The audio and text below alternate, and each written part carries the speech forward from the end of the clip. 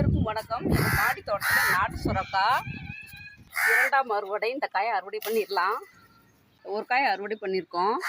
நம்ம இந்த முறை முதல் அறுவடை கொத்தவரங்காய். சின்ன க்ரோ பேக்காக தான் இருக்குது. அதில் பாருங்கள் காய்கள் எவ்வளோ இருக்குதுன்னு.